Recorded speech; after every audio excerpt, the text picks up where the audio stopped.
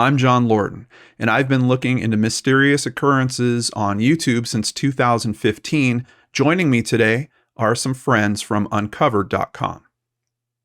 Hi, everyone. I'm Rachel Raslett, and I am head of case research and data at Uncovered. Hey, everybody. I'm Andrea Cipriano. I'm a case researcher and a content creator at Uncovered. And this is LordanArts Uncovered. Today, we're looking into the disappearance of Connie Lynn Royce in Mount Clemens, Michigan. Now, Wikipedia notes that Mount Clemens had a population of around 18,000 people back in 1990, the year that Connie disappeared. Mount Clemens's largest industry for more than 100 years, up until around 1974, was tourism related to mineral baths. Mineral baths that were drawn from springs that were scattered throughout the city. Visitors such as film actors Clark Gable and Mae West, athletes like Babe Ruth and Jack Dempsey, and even William Randolph Hearst vacationed in the city to take advantage of those mineral springs baths. According to the United States Census Bureau, the city has a total area of 4.2 square miles with a very important feature, and that is the Clinton River, which runs through the city. There's also a healthy nightlife scene there with an area now called the Clem, featuring several bars and nightclubs. The Hayloft was one of those bars, and on June 1st, 1990, it was the last place that 24-year-old Connie would be seen. She arrived with two men, but by 11 p.m., Connie stumbled out of the bar alone with her shoes in hand, leaving her purse behind. She's been missing for 32 years as of this recording. Let's turn it over to our case experts to learn more. Rachel, Andrea, how does this timeline come together? So we'll start about 9 p.m. on June 1st, 1990, and Connie is driving her light blue 1980 Chevy Citation to a man's apartment, Greg, whom she had just met a few days later. And she's going to meet up with him and his friend Brad before they go out to drinks at a local bar. And the trio had a few beers at Greg's place, which is in Sterling Heights in the neighborhood of Michigan. Connie, Greg, and Brad all drove together to the Hayloft bar around 10 p.m. They left Connie's car back at Greg's house. Connie and the two men arrived early on in the night, where Connie can be seen on the front door surveillance camera wearing a black, form-fitting, sleeveless mini dress with a flower print skirt. After they check in with the bouncer, the trio was seated at a table within the bar. The bar staff later reported to law enforcement that they were all behaving normally, and there wasn't any apparent argument or anything particularly unusual happening with the group at their table. But seemingly out of nowhere at 11 p.m., and while Greg is in the restroom, Connie's behavior suddenly changed, and she told Brad, "I have to get out of here." Abruptly, she walks away from the table, leaving her black purse behind. Surveillance footage by the front door shows Connie attempting to walk out while she's carrying her black high heels in her hand, but she bumps into the wall and stumbles out. Just a very strange twist that, she's getting there. It's still pretty early in the night. She's with someone that she's romantically interested in. I think that's pretty clear from the footage, too. We'll be watching it together here soon. But something seems to go wrong, and all of a sudden she is just heading out of there. I mean, I think we've all been in similar situations where maybe we went to a bar, maybe had to leave for some reason on a moment's notice. Ladies, what do you think is happening in this instant? What are some potential situations that could lead to her having to take off like that? Mm-hmm. There are a couple that jump to mind for me. One is they're drinking. Did she suddenly feel ill, needed to get some fresh air? But then I think the other one that really sticks out for me is, did something happen between her and Greg or her and Brad while Greg was in the restroom that didn't sit right with her, and she felt like she needed to get out of that situation right then? It's kind of a good point, because I know frequently, especially in early on in relationships, a third party, I mean, they don't call it the third wheel for no reason. Like, it can really change the dynamic between two people. Sometimes it really throws things in a bad direction. And the timing of it's curious, considering that, Greg is in the bathroom, and then that's when she decides to leave. Andrea, any thoughts on that? Yeah, something about that really strikes me too, because it's almost like she waited till he wasn't at the table anymore to leave. Maybe she was thinking that he would follow after her, or that she really just wanted to make sure that she wasn't with him when she left.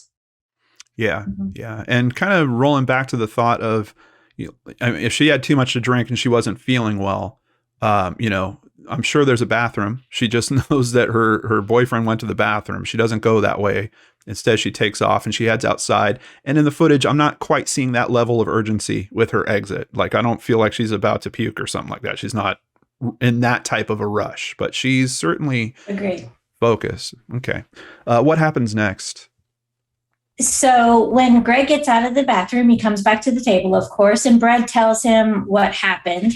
The two of them walk out to the parking lot to see if they can catch her, see what's going on, of course, give her her purse back. But by the time they get outside, Connie is nowhere to be seen.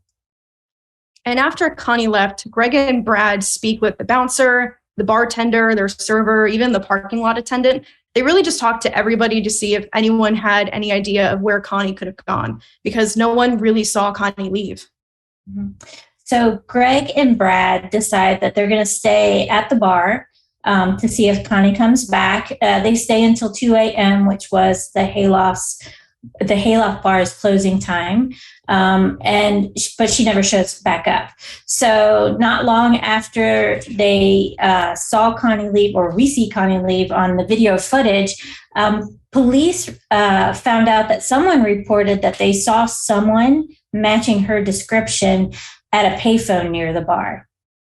So this was by a local pizzeria. A worker called in and said that they saw somebody matching Connie's description at the payphone around 11:15 p.m. And the payphone in question is just across the street from the bar. And I know that there's, looking at it now, there's actually a few pizzerias in the area. I believe on the Already Gone podcast, they were mentioning that it might be, or seems to be, the Domino's that was in the area at the time is no longer there. But one way or another, I mean, one of the pizzerias is literally, I think, on the same block, but kind of the bottom half of the block. The other pizzeria is literally right across the street from the bar. So it's one or the other. Yeah, either way, it's really, really close. So along with that woman that resembled Connie, they also saw a late 1970s model car nearby her, but no one saw if she got in or not. This sighting has never been confirmed. It really does.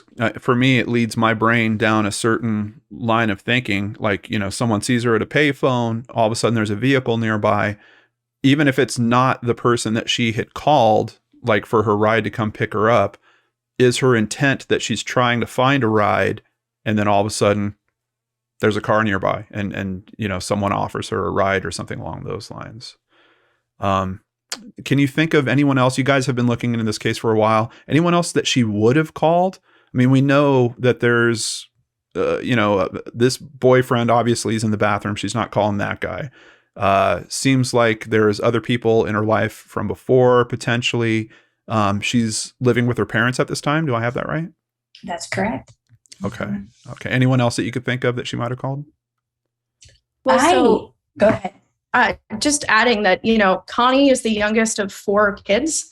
There were 2 brothers and 2 girls. So it's, I could see a scenario in which she feels like calling a sibling would be a good move, because, it's late. Calling her parents probably isn't going to be what she wants to do at that hour. So maybe calling a friend or a sibling could be something that I would see her doing.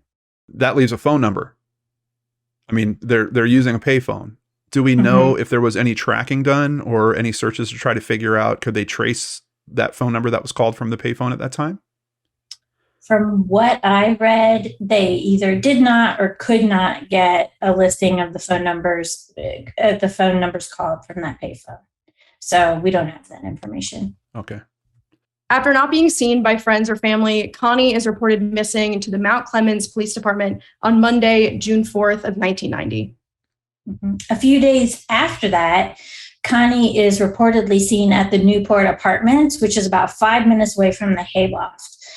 This sighting was investigated by the police, and they found that it was not Connie, and they concluded that it was unrelated to her disappearance.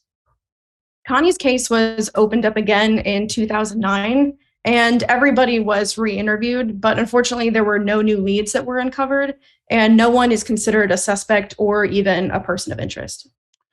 All right. So the way we're hearing it so far, we're talking somewhere between 3 and 5 key people in this case. Obviously, we don't have a person of interest, but we got to start looking at social circle, family circle potentially, who would have picked her up.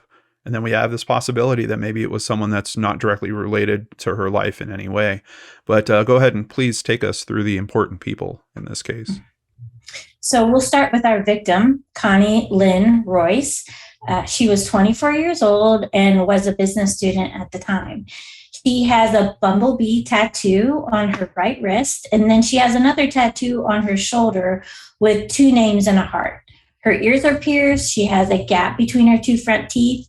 One thing we want to make sure to note is that Connie's name, her last name, is spelled a couple of different ways. The correct spelling is Royce. If you look for media reports, newspaper articles, you may also see Royse. Her maiden name was also Bostic. Yeah, I was noticing when I looked into this case a little bit, just looking at the NamUs profile, they've got Royse. And some of the old news segments I was seeing Royse. It was, made the research a little interesting. But you just said her maiden name was Bostic. Mm-hmm. So she was married before. Do we have any info on the ex-husband? Is this potentially who she could have been calling or someone along those lines? We don't have too much information on the ex-husband. I believe we do know that the marriage was fairly brief, and that it ended, they were divorced at this point. Yes. Okay. Yes. And she had recently moved back home to live with her parents. Got it. And to your question too, of would that be somebody that she might be calling? I would go as far as to say probably not, just because of how fleeting their marriage was. And also that they didn't seem to be together at all. Okay, got it. So then we have Greg, and Greg is an individual who met Connie recently before she actually goes missing. And Greg and his friend Brad, they're the ones who go to the bar with Connie the night that she disappears. And they're literally together a matter of days, right? Like they're not even dating a week at this point? No, not even a week. Okay. As Andrea mentioned, we also have Brad, and Brad is a pseudonym. We don't know his real name. We are picking up on Nina Instead's lead from the Already Gone podcast. She deemed him Brad, and so that we're continuing with that. Brad was a friend and roommate of Greg, who Connie was out on a date with that night. I guess Nina didn't want to call him third wheel. So we appreciate that. We're going to keep in line with it just to make the conversation a little easier to follow. And we do recommend you check out the podcast. The podcast episode is excellent, but also he's being referred to as Brad on the Uncovered website as well. So we're all consistent here. Yes. So then in this case, we also have, of course, the ex-husband that we previously mentioned. And then briefly, we mentioned an ex-boyfriend that Connie was with before Greg. And so Connie lived with this ex-boyfriend. They were together for several months after her marriage, but that relationship ended because the police were called and there was a dispute at that home. Now, that's kind of interesting to me, only because thinking about a situation where she lived with this person for a period of time. I know I've had experience with exes having a little too much to drink and then calling me in the middle of the night. Is there some potential that she could have reached out to that person and actually called him and said, hey, I need to be picked up, or I'm in some bad situation? Or maybe it wasn't about being picked up. Maybe she, just in the right mindset wanted to unload on the guy or something. I don't know. But that's kind of interesting, especially because we got a police record of some type of really bad dispute going on between them. So, yeah. For sure. We also have the bouncer, the bartender, the server. There was also a parking lot attendant from the Hayloft bar. They were all interviewed, and they helped with the search for Connie that night. So the current investigator in this case is Lieutenant Melissa Stevens with the Macomb County Sheriff's Office. She says that she thinks about Connie's case nearly every day, and she's hopeful that new media attention will bring forward any additional tips. Absolutely. And that's why we're here talking about this today. Let's go ahead and take a look at this video and share it with everyone else. And ladies, please feel free to make any comments as we're looking through it. Obviously, I'm thinking viewers at home are going to be looking at body language. Some of you might be noting style of the day. Remember, this is 1990. We've certainly been talking about it's a window into the past. Also on the podcast, very well noted, this is really good footage, especially for 1990. Like it's pretty rare, even with current cameras, to have footage this clear. Like we can see everyone that's involved, but let's go ahead and start running this and take a look at it together. So we got Greg and Brad, and she is stepping in right behind them. It's curious to me, though, that she's just behind them. The two guys are doing their thing, and she's just kind of hanging out behind them the whole time. Yeah, and they're paying a cover charge, is what it looks like, Mm-hmm. and doing an ID check, maybe. Yeah. And we read reports where the three were perhaps pre-gaming it, having a few drinks before they went to the bar. None of them seemed to be. She's very friendly with Greg right there. You can tell she's having a good time. There's a really kind of sweet moment happening here where she's touching his back, and they kind of stop and they lock eyes here right at the end before she walks out. Yeah. But there's also that moment. Go ahead. No, go for it. I was going to say, picking up the thought of them pre-gaming it, it didn't seem, though, that anybody was visibly intoxicated at that point. Yeah, that's true. That's true. Definitely, as it's much different when she's leaving. Yes. I'm that's one thing. Yeah, there it is right there. I wish that we had a timestamp on this. Do we know how much time has passed? How long is she in there? It's like an hour, right? It's 50 minutes, I believe, yeah. Right, Andrea? Yep. So on her way out, she doesn't quite make the corner. She runs right into the column. Mm-hmm. And the guy she's barefooted. But who of us ladies hasn't decided to give up the shoes for the night at some point, especially when you're trying to make your way out of a bar intoxicated? The doorman doesn't even have a reaction to her hitting that corner.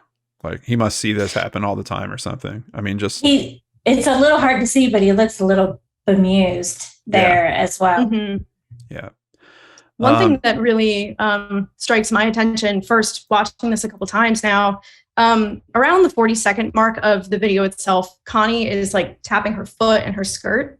And to me, that really indicates that there's probably loud music playing. You can see that everybody, when they first walk in, they look over to the right. And so I know that the Hayloft Bar used to have live music.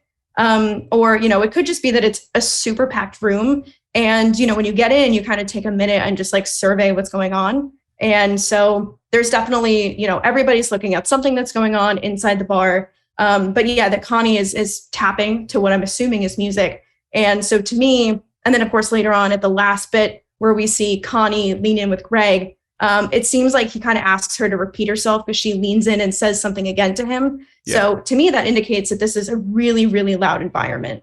Yeah. Yeah. Mm-hmm. I mean, honestly, that could be one of the factors. She goes in, it's too loud for her. She says, I got to get out of here. Something that it could be that simple. It's tough. And no, definitely. And to that point too, of if it is so loud, do we know that that's even what she said? I think that's another question there too. That's a really good point. So some additional information I ran into, Greg and Brad search for her, but they return to the bar expecting her to come back for her purse. So it sounds like they kind of just maybe step outside, do a quick circle around the parking lot or something, maybe call out her name a couple times. She's not immediately in the area. They head back in. I think that's important because some people looking at this case are probably wondering, did they go after her? Did they harm her in some way? Seems like there's not a whole lot of time to do something like that. When they get back to Greg's house, her car is still there. Andrea and I talked about how it appears that the Hayloft bar had that parking lot attendant. And it's curious to me that that person didn't see her leave. So either she got into another car pretty quickly, or she went the opposite direction of the parking lot attendant. But even people outside who were there to keep an eye on things to help customers get to their cars didn't see her. Yeah, that is really interesting to think that it's someone's job to basically watch what's happening out there. And whatever happened quickly. Yeah, absolutely. I think too, it's interesting to note, even just doing a really quick Google search of like parking lots and crime statistics. I found that really, parking lots are magnets for crime. The Bureau of Justice Statistics revealed that 10% of violent crimes occur in parking lots and parking garages. And so they detail that this makes parking lots the third most common site of violent crime, which is just behind your own personal house or alleys and sidewalks. Wow. It's really good to know. Watch out, parking lots. I guess, well, I mean, think about it. Like, first of all, you've got a big asset in terms of a car there. Your wallet, your purse usually is going to be with you. And it's kind of, it's a period where it's easy to be spotted or followed by someone that, maybe could be standing away from the business, be not on camera. Like that's a really interesting point. So Rachel, on Saturday, it seems like there's some level of investigation that starts. So on Saturday, both Greg and Brad talked to the police about what happened that night. Investigators have said that their timelines matched up, that their stories are consistent with each other, but then it's also consistent with the staff at the Hayloft bar. So the story's lining up basically everywhere. And exactly. We know what the time frame. I mean, they stay at the bar until closing time, basically. So once again, there's not a whole lot of opportunity for them to have done something. What is really interesting, though, is they're speaking to law enforcement at this point. Law enforcement is at least starting to take notes on this case. They're talking to people, but the missing persons file isn't actually started. The case isn't opened until Monday. So I think this might be one of those, you have to wait 48-hour type myths that we keep hearing about on this. Another really important consideration, and of course, anytime I've covered so many cases that kind of have the same bones as this case in terms of it's a bar, someone's drinking, they might have been drinking too much, they leave on their own and they disappear. But usually it's about men, but we'll get to that. The first thing I was concerned about, bodies of water in the area. And we do have one. We've got that Clinton River that is very, very close by. It's literally 1 block south. So like the layout we were kind of describing, you've got the bar kind of on the north end of the block, a pizzeria on the south end of the block. And then just beyond that, there's literally a hoop of the river that comes up, and there's a road that continues over it, which is Market Street. A big question I was wondering right from the start is, would she have needed to cross Market Street? Was there any reason for her to get on that bridge? And when I listened to the podcast, it was described in the podcast that they had traveled north to get to the bar. But when I looked at it on maps for myself, traveling back to Greg's place in Sterling Heights on foot literally really doesn't make sense. I mean, for someone to go out at 11 o'clock at night, the distance is somewhere between 7 and 9 miles to his house. It's far. I mean, if you were doing that on foot, that's a couple hours of walking if you're walking. Yeah. So it doesn't make sense. Outside of that, the direction, while it's a little bit south, it's actually far more east. And if you turn on I know she didn't have Google, but I just use that as a marker of what a common person might do if they were walking to a location.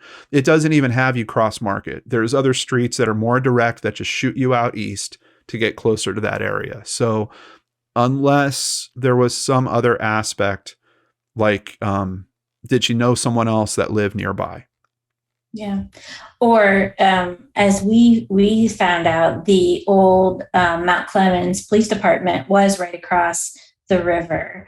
Um, so, if she was that concerned and had to leave abruptly, maybe it was something that she felt she needed to report to the police.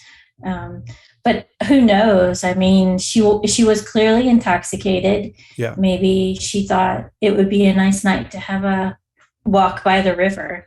It Right. could be something as simple as that. It could be that she was intending on coming back. I mean, if she left her purse behind, she's going out there. She took her shoes, but she's not wearing them. It's possible. It's possible that she was just going to cool off. Or if it was something as simple as, the music's too loud in here, or there's a band playing I don't like, or something like that, same thing. It could just be as simple as her getting out of the situation for a bit, intending to come back. If we were talking about this same type of case, but we were talking about a 24-year-old male that went missing in this way, the stats are super clear. We should be checking that river forward and backward, and the possibility that we're going to find them there is actually very, very high. The CDC notes that nearly 80% of people who die from drowning are male, and that factors that may contribute to that do include alcohol use. And I think that's why we have so many of these stories, unfortunately. And then we get these theories like the smiley face killer thing, which don't get me started. However, Me either. When you're talking about that big of a stat affecting men, you've got the flip side of that, which is that means that it's 20% of fatalities that are women, and how much of those involve alcohol. I couldn't even find analysis on this because it's such a smaller piece. It's possible. It's definitely in the realm of possibility that river played a factor in this. I do believe they did some searches on the river at the time. They did. And I believe there's a water treatment plant nearby that they said that they also searched as well, but turned up nothing. I'm sure they did a great search. But I've also heard of many cases where they said they've done a search and someone did end up, in the water, and that's where they were found. Yeah. Yeah. So I don't think we could rule it out. And it's got a lot of the earmarks of a case where that is the outcome. But also some big things against it. Obviously, the stats pushing against it. And as we're going to hear in a little bit, possibly the lead investigator even pushing against that. I did find out that the Hayloft Bar shut down in 2011. And noticed on the Uncovered page, which, by the way, the link has been on the screen the whole time. If you guys haven't gone there already, you could double screen it. Open that up right now while you're listening to the rest of this. On your Uncovered page, you detail a possibly related case. Paige Rinkowski, can you tell us about that? Yeah. So she was a Michigan substitute teacher, and just a week before Connie's disappearance, she disappeared as well. Her car was found idling on the shoulder of Interstate 96. I think it was May 24th, so just a week before. She vanished after she dropped her mom off at the airport. Motorists recall driving by and seeing her talking to unidentified men. It has been put forth in some of the research that we've done that those two cases could possibly be connected. They're somewhat close, and you can see we have them both on the map on uncovered.com, and they have similar victimology. Pretty interesting. That's pretty interesting. Have you looked into that case to see if there's any movement in terms of investigation? We do. We have Paige's case up on our website. I think they have some leads, but the case is still open and nothing's happening right now. Okay. Where does Connie's case stand as of today? So both Greg and Brad have been cleared of any suspicion in Connie's disappearance. They were even described as being forthcoming by police really early on. And so according to the Already Gone podcast, both Connie's ex-husband and the long-term boyfriend that she had after her marriage, they were all interviewed by police and they were all cleared. Okay.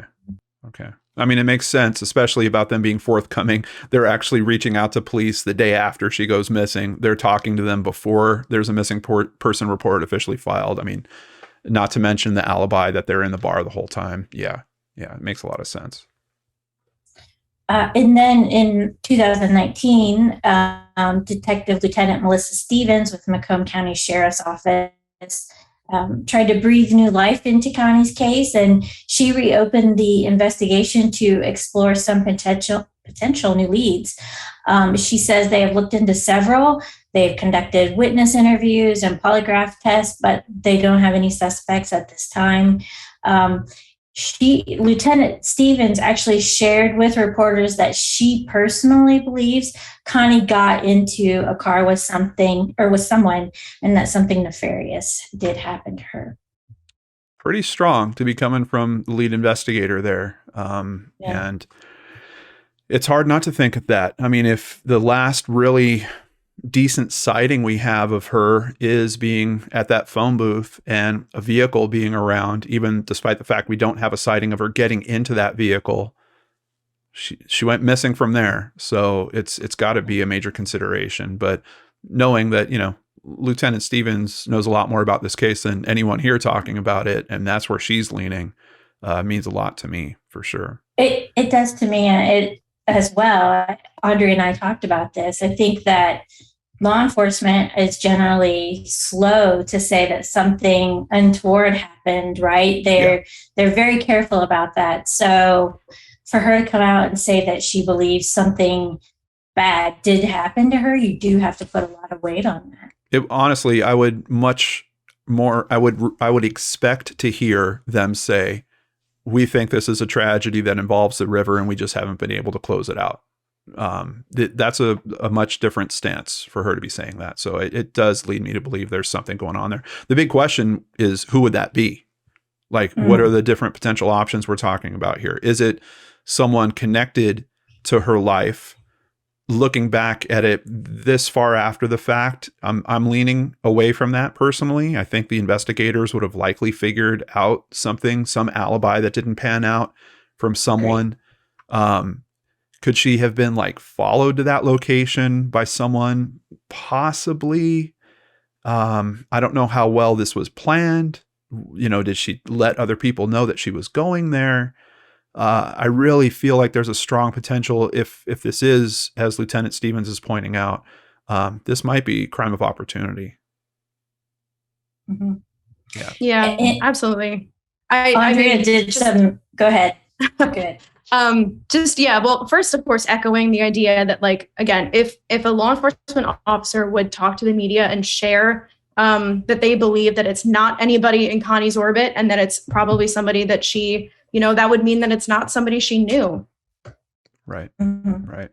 And Andrea, you dug up some very interesting things about bar lurkers. Can you talk a little bit about that? Yeah, definitely. So talking a little bit more about a bar lurker, essentially it's the idea of this would be somebody who is sexually inept, somebody who would really they want to be a part of the scene, but ultimately they have more antisocial personality traits. They're essentially observers. They're people who don't really participate. And so, going back to the idea of the parking lot, somebody who is a bar lurker would be somebody who would sit outside of the main entrance, probably in their own car, and they're just looking for an opportunity. They're looking for that solo drunk individual to walk out of a bar on their own so that they could talk to them, ask if they need help or anything, offer them a ride home, something like that. And really just about them, it's this idea of low confidence because they don't feel well enough to go into the bar on their own. But they want that hero complex of having the car, of saying, I could take you home, I could take you somewhere, I know where the nearest payphone is, something like that. I was literally at a bar a couple of weekends ago with some friends, and I've never heard it described as that before, a bar lurker. But this guy showed up that you could tell wasn't there with anyone else. This was a place where there was a patio, and you can have your dog with you on the patio. So he brought his dog. And literally, you could see, because we watched him for hours, he would just place himself in different positions with his dog, trying to get attention from people, females. And you'd see he'd even move as a new group would come in and they'd be heading to the bar. He'd reposition himself with his dog next to there. It was mind blowing just to watch this operation. And it just sticks out so much in my memory. But I've never heard it categorized like that before. And for, a guy trying to get attention for just having his dog there or something like that, obviously there's way different levels and things can get a lot darker from there. And I think how quickly, if they followed her, I don't know how long Greg was in the bathroom, but presumably it wasn't too long. She had to have disappeared pretty quickly. So if someone grabbed her or enticed her into their vehicle, it had to have happened almost immediately. That person had to have been waiting, been prepared to take a hold of this opportunity as soon as it happened. Yeah, these time frames do just seem really tight around this whole disappearance. And especially knowing that there was a stop, that basically she's at a pizza place that's either on the same block or right across the street. That should have slowed her down a little bit. The guy's getting outside. I would imagine that they called out her name a couple times, or at least did a circle around the building. How they didn't find her. That's something that always gets me about these cases, like missed opportunities for, a completely different outcome. And that's definitely what we're staring at here. Definitely. Connie Royce has been missing since June 1st, 1990 from Mount Clemens, Michigan. She is a Caucasian female and was 24 years old at the time, standing at 5'3" tall and weighing 120 pounds. She had sandy brown hair, shoulder length, blue eyes, and 2 tattoos, 2 names and a heart on her right shoulder and a bumblebee on her right wrist. Her ears are pierced, and she has a gap between her front teeth. She wore a black form-fitting sleeveless mini dress with a flower print skirt and wasn't wearing her shoes in the last security footage, but she did have them with her, so that could have changed soon. She would be 56 years old as of this recording. Her disappearance is considered endangered missing. Rachel and Andrea, what are the next steps for people that want to learn more and hopefully do more with this case? The first thing we'd encourage you to do is hop on over to our website using the address on your screen and explore the case that we have there. There you can see all of the sources that we have. We list dozens of articles. There's other shows highlighted in this case. And of course, watch and share the 1990 surveillance video from the hayloft. You could see something that we've missed. Mm-hmm. And there is a chance that Connie could be listed as a Jane Doe somewhere, and the right record just hasn't been connected to this case. So that is something that Citizens Sleuths can and certainly help out with. There are calls to action on our website that direct you to how you can help out with this case. And we do have a link to the website in case you don't want to type what's on the screen. Down in the description box below, you can just click on it and it'll take you right there. Of course, the biggest help is if you know something, say something. Anyone with information that could help investigators close Connie's case, please call the Macomb County Sheriff's Detective Bureau at 586-307-9358. Thank you, Already Gone Podcast, the Murder Bucket Podcast, the Charlie Project, the Doe Network, Crime Watchers, ABC7, Click on Detroit, Detroit Free Press, NamUs, Missing in Michigan, Kat Lee's blog, the Herald Palladium, Newsbreak, Wikipedia, the CDC, and of course, my friends at Uncovered.com and co-hosts on today's show, Rachel, Rosalette, and Andrea Cipriano. Please join us again very soon for another mystery that deserves to be uncovered.